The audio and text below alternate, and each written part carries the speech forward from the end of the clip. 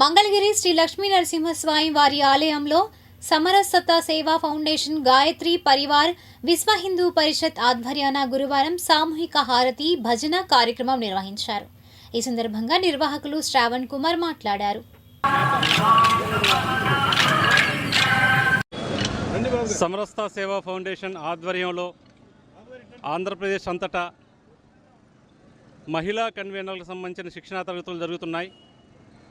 గ్రామాన హిందూ ధార్మిక చైతన్యాన్ని నింపి తద్వారా హిందువులలో ధర్మ సంరక్షణ చేసుకోవాలి, భగవంతుని పట్ల ఆరాధనా భావాన్ని పెంచుకోవాలి, గుడి పట్ల బాధ్యతను పెంచుకోవాలి అనే భావాన్ని నిర్మాణం చేయడం కోసం సమరసత సేవా ఫౌండేషన్ రాష్ట్రమంతా పనిచేస్తూ ఉంది.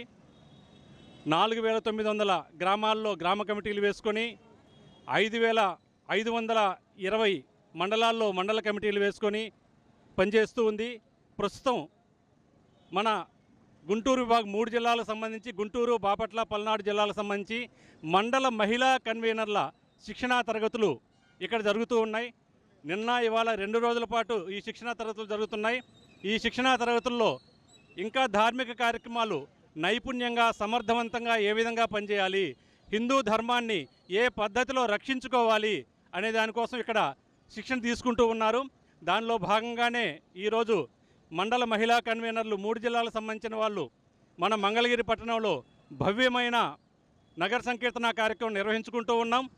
ఈరోజు మధ్యాహ్నం వరకు ఈ శిక్షణా తరగతులు జరుగుతాయి. ఈ శిక్షణా తరగతుల్లో నేర్చుకున్న విషయాల్ని వాళ్ళ మండలాల్లో ప్రతి గ్రామంలో అమలు చేస్తూ